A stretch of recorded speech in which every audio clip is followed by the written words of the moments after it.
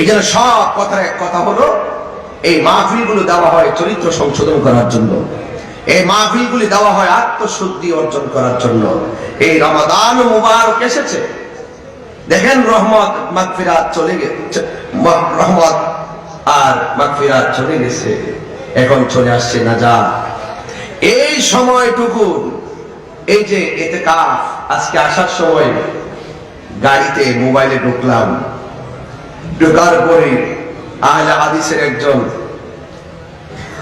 শাইখ আব্দুর রাজ্জাক বিন ইউসুফ বলছে যে রমাদানুল মুবারকের শেষ 10 দিন ইতিকাফ করা গুরুত্বপূর্ণ সুন্নাত না। এটা করলেও করে, না করলেও করে, নাউজুবিল্লাহ জোরে বলবেন না। অথচ আমার নবী পাক সাল্লাল্লাহু আলাইহি সাল্লাম কোনদিন রমজানের ইতিকাফ ছাড়েন নাই। হ্যাঁ, ওরা এরকম শুরু করেছে দিনটাকে নিয়ে। আমি বলেছিলাম নাপিতের কাজ চুল কেটে ছোট করা, আর ওই আহলে হাদিসদের কাজ হলো দিন কেটে খাটো করা। ওরা যতই চেষ্টা করুক না কেন, দিন শেষে প্রেমিকদের বিজয় হবে, ফিতনাবাজদের পতন হবে। কথা বলেন ঠিক কিনা? এই কথাগুলো যখন আমি বলি, অনেক মানুষ বলে যে আমি উত্তেজিত হয়ে কথা বলি। কেমনে বরদাস্ত করবেন? এমনিতেই মুসল্লি বানাইতে পারি না, যাই আমরা বানায়া মসজিদের এই ঢুকাইয়া দিছে। কিভাবে হাত বাঁধতে হবে, কিভাবে পাঁচ ফাঁক করে দাঁড়াইতে হবে, একটা এলোপাতারি অবস্থা শুরু হয়ে গেছে। আপনারা সেদিকে কান দিবেন না। আল্লামা শফিউল আলম নিজামী হুজুররা আমাদেরকে যা শিখাইছে, আল্লামা আজিজুল হক আল কাদির রাহমাতুল্লাহ আলাইহি যা দিয়ে গেছে, আমরা সেই পথ মত এবং সেই দলিল আমরা হৃদয় লালন করে চলবো। কোন ধরনের কাচ্চাবের কথায় আমরা চলবো না। আরে হাত তুলে বলেন ঠিক কিনা বলেন, রাজি আছেন কিনা বলেন। সাবধান থাকবেন, ঈমান পরীক্ষা চলছে। বহুত কথা শুনবেন, হাদিস তো আল্লাহর হাবিবের ভবিষ্যৎবাণী। এমন সময় আসবে, এমন কথা বলবে, এমন কথা বলে ওরা নিজেরাও গুমরাহ হবে, তোমাদেরকেও পথভ্রষ্ট করবে। তবে সাবধান থেকো। জ্বলন্ত আংরা হাতে রাখলে যেমন কষ্ট হয়, ঈমান রাখতে তার চাইতে বেশি কষ্ট হয়। এই ঈমান রক্ষা করতে যদি চান, যিনি জানে তার কাছে যান, আর যারা জানে তারাই হলো জ্ঞানী। কথা বলে ঠিক কিনা? আমরা কোন মন করা কথা বলবো না। যদি আমাদের বাস্তব জীবনে কোন ধরনের ভুল হয়ে যায়, এখন আমাদের আকাবেররা আছে, আমাদেরকে স্যান্ডেল দিয়া পিটাইয়া পিটাইয়া আমাদেরকে সংশোধন করার মতন সুযোগ আমরা পাবো। কিন্তু আকাবের গুলো যতদিন জিন্দা আছে, তাদের চরণ শরণাপন্ন আমাদের থাকা লাগবে। বর্তমান ফিতনা ফাসাদের যুগে নামাজ দিয়া প্রবলেম, রোজা নিয়ে সমস্যা, হজ দিয়ে সমস্যা, আকীদার কথাগুলো বলতে গেলে সমস্যা।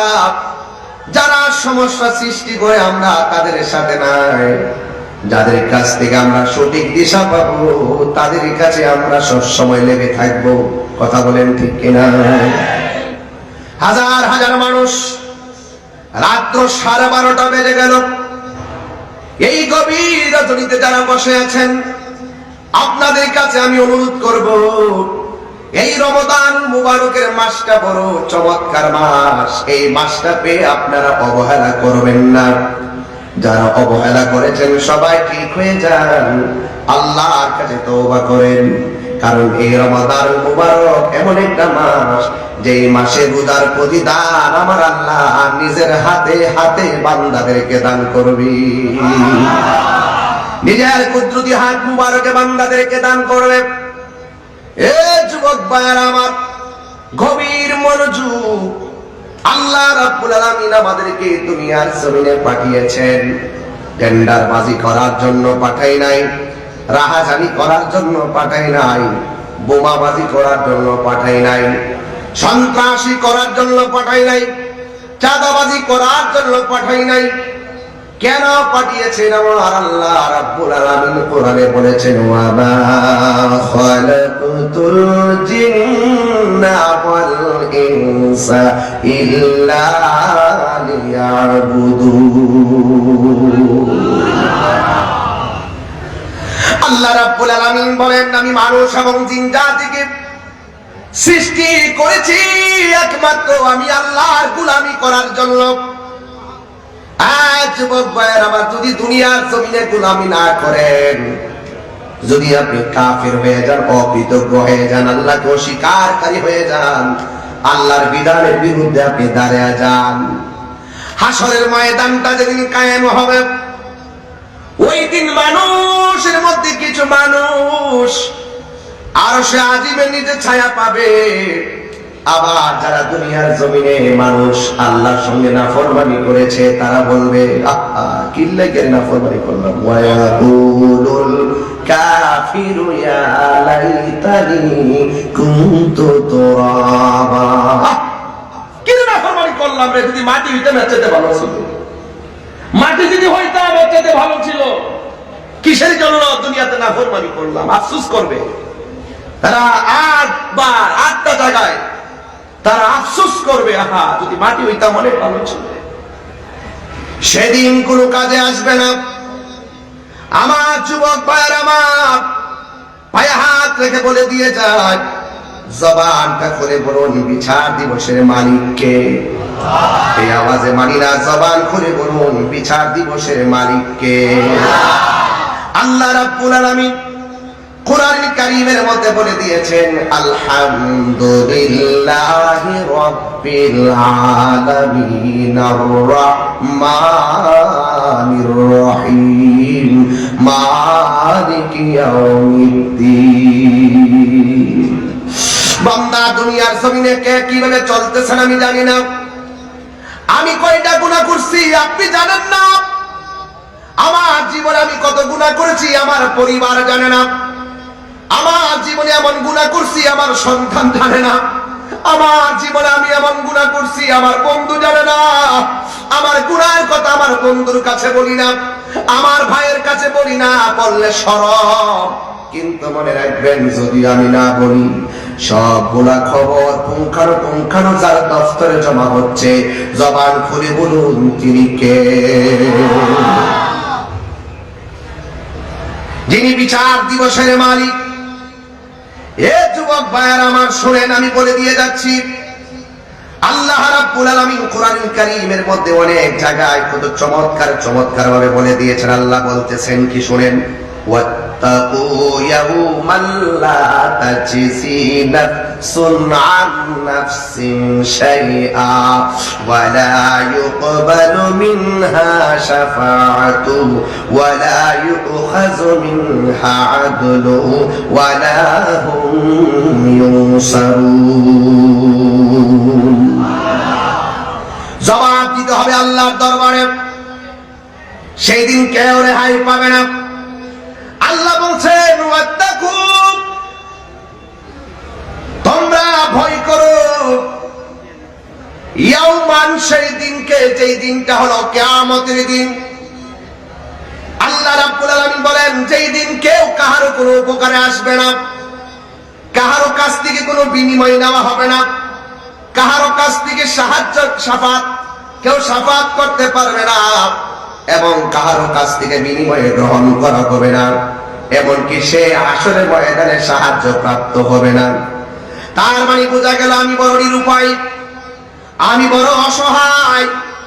অসহায়ীদের সহায় যিনি হবে তার ঠিকানা দরকার আছে না নাই? এই তো আজ আস্তে আস্তে বুঝবেন, হাসরের ময়দানটা আমাদের সামনে অপেক্ষা করতেছে, এই কঠিন মুসিবতটা আমাদের জন্য অপেক্ষা করছে। ফাকাইফা, এই দিনটা কেমন হবে?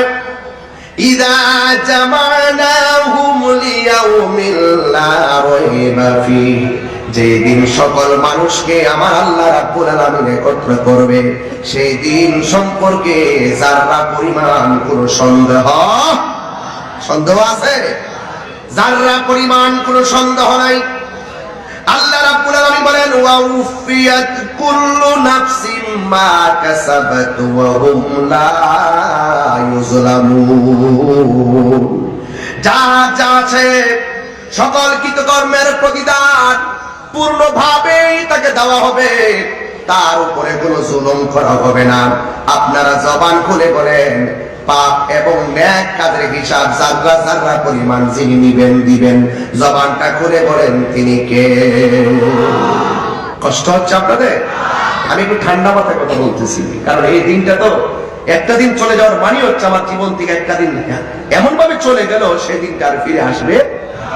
দিনটা কেমন অতিবাহিত করেছেন একটু তো চিন্তা করতে হবে, হবে কিনা বলেন? আসুন না দেখি, বয়সটা কত? 50 বছর। আপনি হিসাব করে দেখেন, 15 বছর চলে গেছে ছাত্র জীবনের, ওই বিভিন্ন বন্ধু বান্ধব, শিশু আর কিশোর বয়স চলে গেছে 15 বছর, আর থাকে কত? 35 বছর। 35 বছরের ভিতরে লেখাপড়া করলেন আর 15 বছর, থাকে আর কত বছর? মাত্র 20 বছর। এই 20 বছরের ভিতরে চাকরি খুঁজতেন 5 বছর, বাস থাকে আর 15 বছর। এই 15 বছরের ভিতরে ওই যে লেখাপড়া টেখাপড়া সবকিছু কইরা গেল 35 বছর। আর এই 15 বছরের ভিতরে দেখবেন আপনার এই যে পুরা 50 বছরের ভিতরে আপনি হিসাব মিলিয়ে দেখবেন, দৈনিক যদি 7 ঘন্টা করে ঘুম ধরেন, আপনার অনেক সময় ঘুমে চলে গেছে। মালিকের জন্য আপনি কয়দিন ইবাদত করছেন আপনি সহজে ঘুমাইলে চিন্তা করতে পারবেন। আমার রবের জন্য তো আমরা কিছু করতে পারতেছি না, পারতেছি না। ঘুমে চলে যাচ্ছে আমাদের অনেক সময়, কাজে চলে যাচ্ছে অনেক সময়। আমার রবের জন্য আমরা কি করেছি? এই জন্য আল্লাহ রাব্বুল আলামিন কিন্তু যাররা যাররা পরিমাণ হিসাব নিবে। তোমার সম্পদ তুমি কিভাবে ব্যয় করেছো, তোমার যৌবন তুমি কিভাবে ব্যয় করেছো, জবান খুলে বলুন সেই হিসাব নিকাশের মালিক কে? আল্লাহ। আর রাসূল বলেন কে? আল্লাহ রাব্বুল আলামিন কোরআনে বলছেন, দেখেন কি বলেন। আল্লাহ রাব্বুল আলামিন বলেন, সেই দিন যখন কায়েম হয়ে যাবে, যাররা যাররা পরিমাণ হিসাব আমি আল্লাহ দিব। চুল পরিমাণে দিয়ে শিরিক করা হবে না, কাহার উপরে জুলুম করা হবে না, এবং কাহার শর্তের বাইরে কোনো কিছু চাপিয়ে দেওয়া হবে না। সেই দিন মানুষের চেহারা ইয়াউমা তাবিয়াদ্দু ওয়াজুহু ওয়া তাসওয়াদ্দু ওয়াজুহ। আল্লাহ রাব্বুল আলামিন বলেন, সেই দিন কাহার চেহারা নূরে চমকাবে, আল্লাহু আকবার বলেন কেন? আবার কাহার চেহারা কালো হয়ে যাবে। আপনারা জবান করে বলেন, আমাদের চেহারা নূরানি হোক, আমরা চাই কি চাই না? ওই কঠিন মুসিবতের সময় বান্দার মাথা রাত বিগত উপরে সূর্য থাকবে,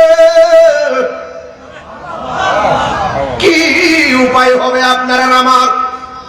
আর সিবাতুলির বাবা, হাটহাজারির বাবা, হাজার হাজার মানুষ চাতক পাখির মতন তাকিয়ে রয়েছেন। একটা বার খেয়াল করেন, আপনার বাবা যদি 1 বছর নয় 10 বছর আগে মারা যায়, ওই ঘরের ভিতরে এখনো পড়ে আছে। আপনি যদি এখন মারা যান, 50 বছর ওই ঘরের ভিতরে পড়ে থাকবেন। সুখী কিনা দুঃখী আছে কেউ জানার ক্ষমতা না। জবানটা খুলে কোন জানে কে?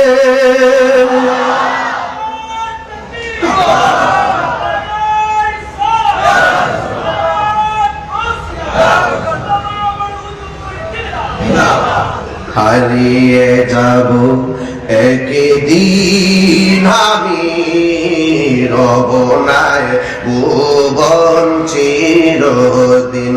বলো হারিয়ে যাব একদিন আমি, রব নাই ভুবন চিরদিন।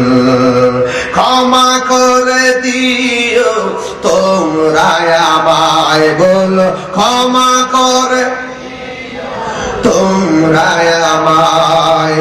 ভুল করে থাকে যদি কোনো দিন, হারিয়ে যাব একদিন আমি, রব নাই ভুবন চিরদিন। বাসে বাগানে বা গোরস্থানে হয়তো দিবে নূরে কবর। তোমরা আমায় যাবে ভুলে, রাখবে না জানি কোনো খবর। বাসে বাগানে বা গোরস্থানে হয়তো দিবে নূরে কবর। তোমরা আমায় যাবে ভুলে, রাখবে না জানি কোনো খবর। পড়বে কি মনে আমার কথা, ফেলবে কি অশ্রু কোনদিন, হারিয়ে যাব একদিন আমি, রব নাই ভুবন চিরদিন। বলো হারিয়ে যাব একদিন আমি, রব নাই ভুবন চিরদিন। ক্ষমা করে দিও তোমরা আমায়, বলো সাউন্ড একটু তুলে দেন আপনারা। তোমরা আমায় ভুল করে থাকি যদি কোনদিন, হারিয়ে যাব একদিন আমি, রব নাই ভুবন চিরদিন। একটা জবান বন্ধ রাখবেন না, মহব্বতে মায়ার সুরে বলুন সুবহানাল্লাহ।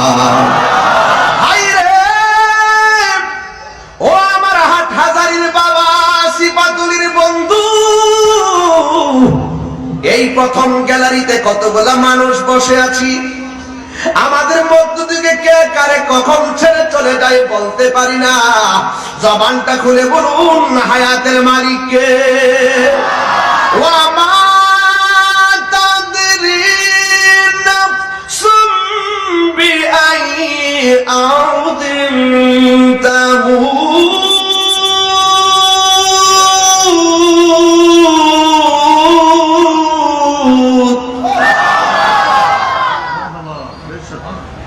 তুমি তো জানো না।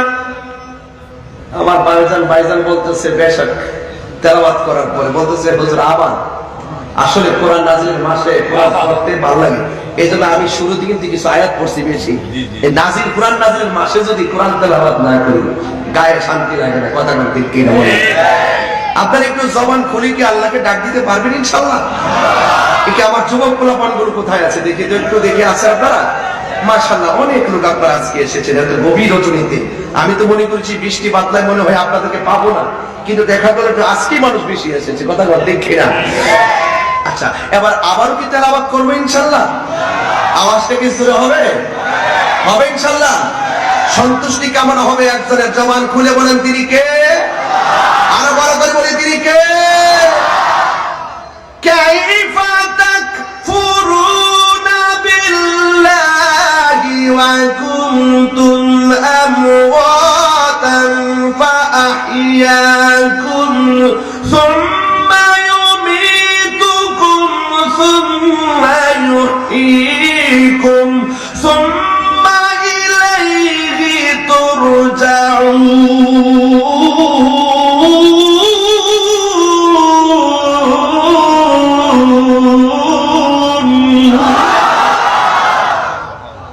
হায়াতের মালিক কে? আর জবান খুলে কোন হায়াতের মালিক কে? হিসাব নিকাশ যিনি করবেন তিনি কে? এই জন্য যুবক ভাইরা আমার হাসরের ময়দান দেখায় হয়ে যায়। এই দুনিয়া ছেড়ে আমাদেরকে চলে যেতে হবে। চলে যাওয়ার পরে আমরা হাসরের ময়দানে উলঙ্গ অবস্থায় উঠবো। কি অবস্থায়?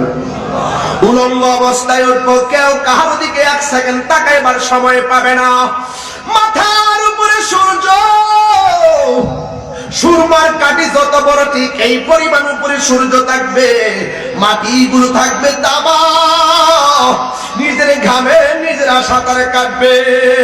ও বাবারে সেই দিন সবার জবানে ইয়া নফসি বলে কাঁদবে। আল্লাহর হাবিব বলেন সেই কঠিন মুসিবতে সর্বপ্রথম আমার আল্লাহ নামাজের হিসাব নিবে। কথা বলেন ঠিক কিনা? ওই নামাজ আমরা চাই কি চাই না? আরো বড় করে বলুন চাই কি চাই না? ওই নামাজ হিসাব নিবে। 50,000 বছর মানুষ দাঁড়ায় থাকবে, বিচারটাই শুরু হবে না। যার কথার দ্বারা হাসর মাঠের বিচার শুরু হবে তিনি হলো তোমার আমার মায়ার নবী রহমাতুল লিল আলামিন। চিৎকার মেরে কন্যা সুবহানাল্লাহ। যুবক ভাইয়ার আমার, তার মানে প্রমাণ হয়ে গেল এই দুনিয়ায় যা কিছু করব হিসাব আছে না নাই? আরো জোরে কোন আছে না নাই?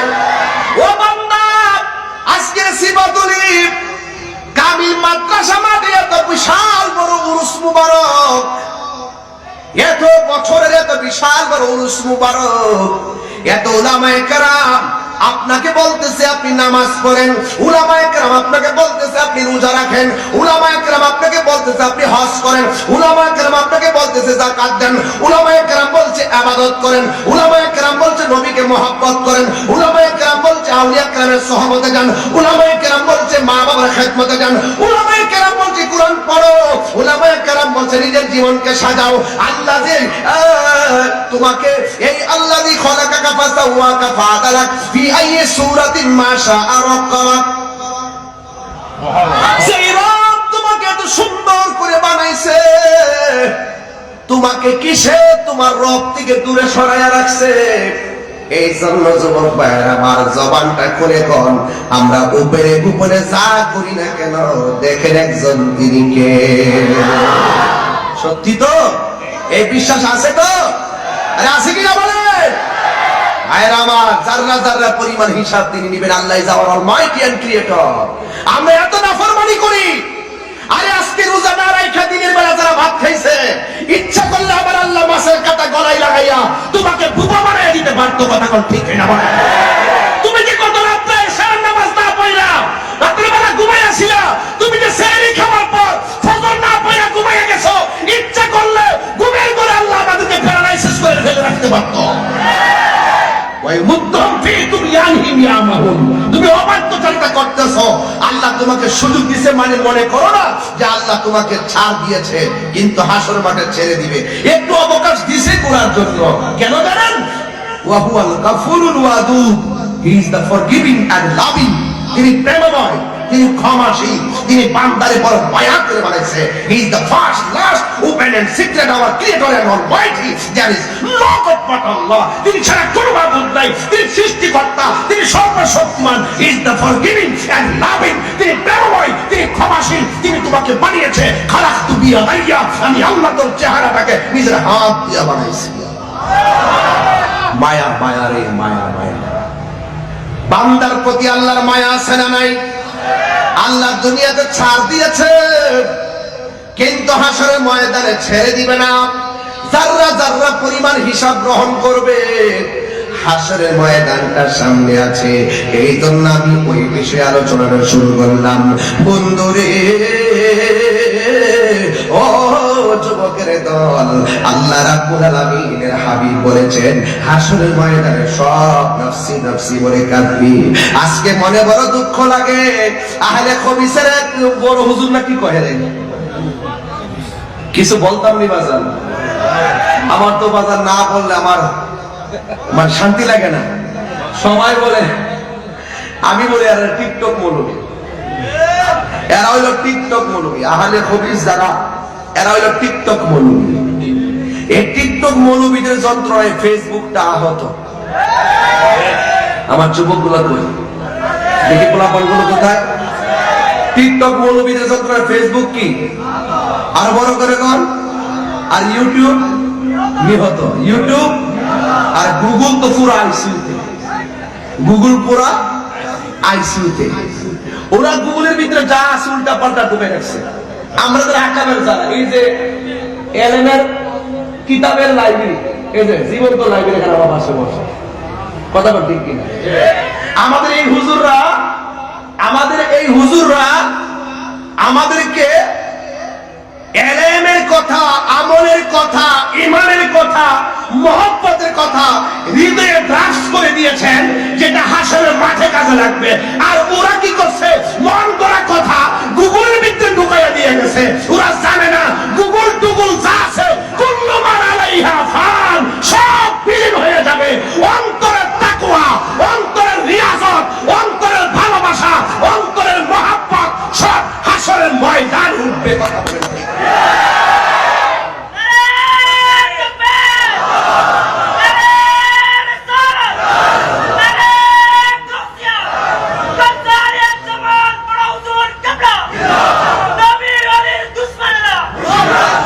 আল্লাহু আকবার জোরে জোরে কর। তাই আপনারা কি আমার কথা বুঝতেছেন? ওরা যেটা টার্গেট করছে দুনিয়াদারি, আর আমরা টার্গেট করছি ওই আখিরাত, যে ওখানে আমাদেরকে ভালো থাকতে হবে। এই দুনিয়ায় কর্ম করব, নবীর জন্য কাউকে ভালোবাসবো, নবীর জন্য কাউকে ভালোবাসবো, আল্লাহর জন্য। এটা আমার হুজুর এখানে বসা হাদিস শরীফের মধ্যে আছে, হাশরের ময়দান যেদিন কায়েম হবে, সকল মানুষ যেদিন নাফসি নাফসি বলে কাঁদবে, সেই দিন আল্লাহ পাক 7 শ্রেণীর মানুষকে আরশে আজিমের নিচে ছায়া দিবে। এক শ্রেণী হলো আল্লাহর জন্য যদি কেউ কাউকে ভালোবাসে, এই প্রকৃতির মানুষগুলাকে, নবীর জন্য যদি কেউ কাউকে ভালোবাসে, এই প্রকৃতির মানুষগুলাকে আল্লাহ পাক আরশে আজিমের নিচে ছায়া দিয়ে দিবে। ওরা দুনিয়াদারি নিয়ে আছে। এই টিকটক মৌলবীদের টুকটাক কথায় যখন সিফাতুলিতে কোনো সমস্যা সৃষ্টি হয়, এদেরকে ঠিকঠাক করতে গেলে নিজামী হুজুরের মতন হুজুর দরকার আছে, ফারা হুজুরের মতন দরকার আছে। আছে কিনা বলেন না কেন? যুবক ভাইয়ার আমার, পরিষ্কার কথা, আমাদের আকাবেরদেরকে আমরা বিশ্বাস করি কি করি না? ওনারা আমাদেরকে বলেছেন হাশরের মাঠে রাসূল সুপারিশ করবেন, হাদিস থেকে বলেছেন, দলিলের বলে বলেছেন, এটাই আমরা বিশ্বাস করি। হয়তো আপনি মাদ্রাসায় পড়েন নাই, কিন্তু এই উলামায়ে কেরামদের কথা বিশ্বাস করতে হবে। কথা বল ঠিক না ঠিক? আর যেই সমস্ত কাজ্জাবরা বলে হাশরের ময়দানে নবী সুপারিশ করতে পারবে না, নবী নাকি বলবে আমার নেকের পাল্লা ভারী হয়, নাকি বদের পাল্লা ভারী হয়, নাউজুবিল্লাহ কর না কেন? আরে বড় করে নাউজুবিল্লাহ কর। এরা কি মৌলবী হইতে পারে? এরা কি আলেম হইতে পারে? এরা হলো জালেম, ঈমান ধ্বংসকারী। কথা বলেন ঠিক কিনা বলেন? এদের সাথে আহলুস সুন্নাত ওয়াল জামাতের কোনো সম্পর্ক নাই। আমার হাতের লেখা একটা গজল আছে, এই গজলটা হলো, আমি বলেছিলাম, নিজের হাতেই লিখছিলাম। এটা হলো, তুমি মোদের আশার আলো। এটা আমার হুজুর তো বসা। একটা লোকের প্রশ্ন করি, বাবা আপনি আইন দিকে আপনার এই দৌড়ে আছে, গত জুম্মা যে পড়ছেন কবুল হয়েছে কিনা জানেননি? এই জানে না। কি সুন্দর সমীকরণ, এ বির সূত্রের মতন, A plus B by two whole square minus A minus B by two whole square. কি সুন্দর উত্তর, যে গত জুম্মা আমি পড়ছি, এটা কবুল হয়েছে কিনা আমি জানি না। এখন আমিও বলি, সব রোজা যে রাখছি কবুল হয়েছে কিনা জানি না, আমি যে নামাজ পড়ছি কবুল হয়েছে কিনা জানি না, আমি যে রোজা রাখছি কবুল হয়েছে কিনা জানি না, আমি যে হজ উমরা করছি কবুল হয়েছে কিনা আমি জানি না, আমি যে দান করছি কবুল হয়েছে কিনা জানি না। তো আমার কাছে এটার গ্যারান্টি কারো নাই, ওয়ারেন্টি কারো নাই।